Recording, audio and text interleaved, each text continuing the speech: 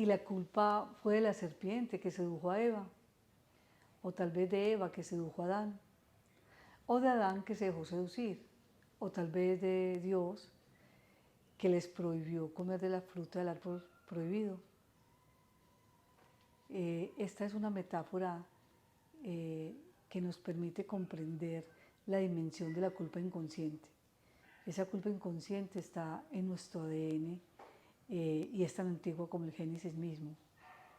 Un curso de milagros nos cuenta cómo entre esa necesidad de creer en nuestra inocencia y separarnos del culpable, proyectamos la culpa en el otro.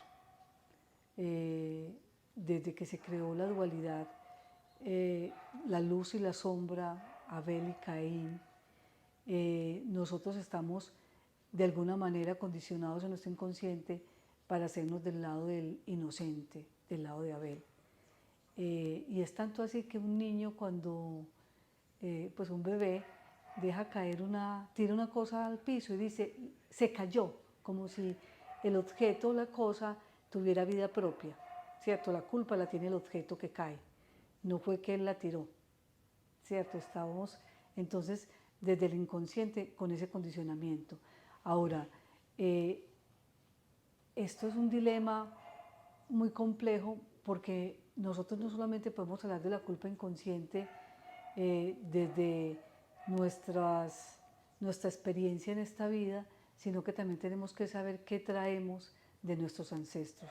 Nagy hizo un aporte muy importante, este psiquiatra, al descubrirnos las lealtades invisibles, consciente sistémico familiar.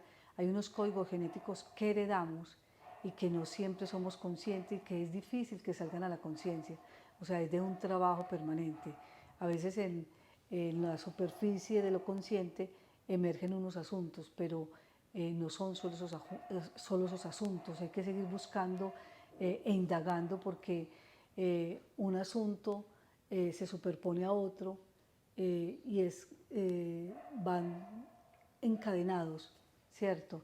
Bert Hellinger también nos muestra, nos da una herramienta en constelaciones familiares, cómo identificar esas lealtades y cómo devolverlas. Y está perfecto y es de una gran ayuda y ha sido maravilloso este aporte que han hecho estas dos personas tan importantes en el aporte del inconsciente familiar. Pero hay unos asuntos que van más allá y es que vienen en nuestro esquema mental, ¿cierto? En la memoria celular de nosotros viaja una información que, por decirlo así, se sostiene en ese esquema que construimos para poder estar vivos. Es así como nuestro ego se afirma en unos patrones que considera son importantes o son los perfectos para continuar existiendo como seres humanos. Y aquí entra otro aporte bien importante, Jung, que nos dice todo el esfuerzo que hace nuestro ego por mantener esa máscara social, ¿cierto? Entonces, para mantener esa máscara social, escindimos una parte esencial de nuestro ser y ahí se continúa con esa división, ¿cierto? Luz y sombra. Entonces, la luz es la parte de nuestro ser, la máscara social que mostramos, y la sombra es lo que ocultamos, lo que no podemos dejar ver, lo que no encaja en el estereotipo. Y hacemos muchas cosas para mantener esa máscara social. Por ejemplo, como cuando, por vernos bellas, entre comillas, porque realmente el concepto estético de belleza ya sabemos que es un asunto más cultural que otra cosa, entonces para poder cumplir con ese parámetro de 60, 90, 60, muchas veces consumimos productos que sabemos que tienen unos efectos secundarios, es decir, que afectan nuestro metabolismo. Algunos de estos productos lo que hacen es generar un desequilibrio en unos órganos y acelerar el trabajo de otros órganos. Por ejemplo, estos productos que aceleran el trabajo del páncreas, que a la larga termina a mediano o largo plazo afectando el páncreas y creando una deficiencia en el páncreas. Entonces, cuando tenemos ese resultado médico que nos dice tienes una enfermedad en el páncreas, en ese momento nos sentimos culpables porque sabemos que hemos hecho algo en contra de nuestra salud para poder encajar el patrón estético de belleza, y entonces nos pasamos en esa división. Si no nos tomamos el medicamento que nos ayuda a bajar de peso, pues somos unas personas descuidadas, nos sentimos culpables por no atender a ese estereotipo de belleza. Y si lo hacemos, también nos sentimos culpables si nos sale el examen mal, o sea, desde que nos salga algo a la superficie, seguimos muy bien, pero cuando sale ese resultado en ese momento, entonces entramos en conflicto. Este conflicto queda almacenado en el subconsciente y puede pasar a nuestros tataranietos, ¿cierto? ¿Qué hace que el subconsciente atrape una información o no?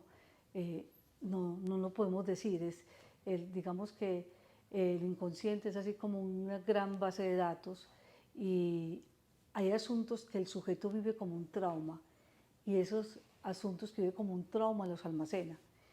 El asunto es que muy probablemente ese asunto que lo está haciendo vivir como un trauma a la persona también tiene unos antecedentes, también lo vivieron sus antepasados. Entonces es muy importante que demos cuenta de que esa culpa inconsciente está en varios momentos de nuestra vida, y está siempre como asusándonos, ¿cierto? Está lentamente nos dice al oído esto, aquello, y hay que prestar atención.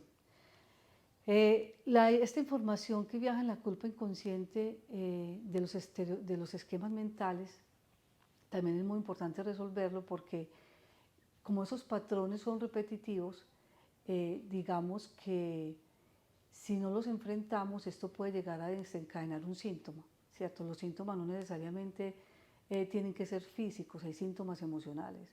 A veces nosotros tenemos una rabia incontrolable y excesiva, eso nos está diciendo algo, buscar de dónde. Y generalmente hay que hacer, en un lugar para sanar le decimos un mapeo emocional, es decir, esa emoción que te está afectando en este momento a ti, ¿de dónde viene? ¿Cierto? Entonces es así como hemos visto que trabajamos la emoción en la tatarabuela, en los que son recurrentes, que trabajamos desde constelaciones, desde sanación intuitiva, y ellas vuelven a emerger.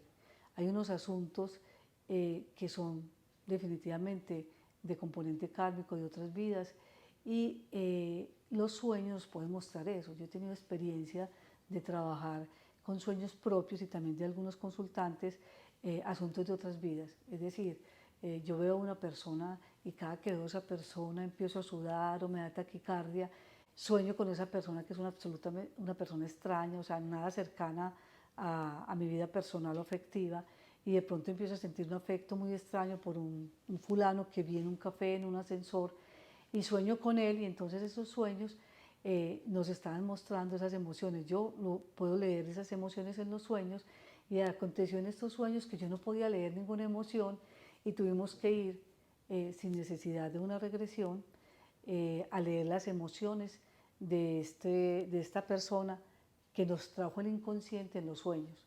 Tenemos que tener en cuenta que el inconsciente es un gran aliado, porque el yo superior nos habla, entre otras muchas maneras, a través de los sueños, ¿cierto? Y sabemos que cuando hablamos del yo superior estamos hablando de nuestro doble cuántico, ese otro yo que puede desplazarse por varios planos, que vive en un tiempo sin tiempo, y que puede darnos muchas veces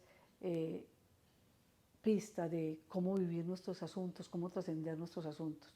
Tengamos en cuenta lo importante que es desmitificar el asunto de la justicia, ¿cierto? Si nosotros estamos pensando o somos unas personas que tenemos una gran necesidad de creer en la justicia humana, les recomiendo leer a Jung en la respuesta a Job, para que entendamos que cuando nosotros estamos buscando justicia, esperamos que el otro sea justo, exigimos justicia, entonces volvemos a entrar de una manera muy sutil en la misma dicotomía de la culpa y la inocencia, y estamos dándole vueltas y vueltas, y al darle vueltas nosotros tenemos una posición, y el inconsciente tiene unas dinámicas muy complejas.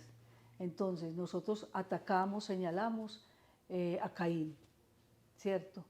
Y nos polarizamos como si fuésemos Abel.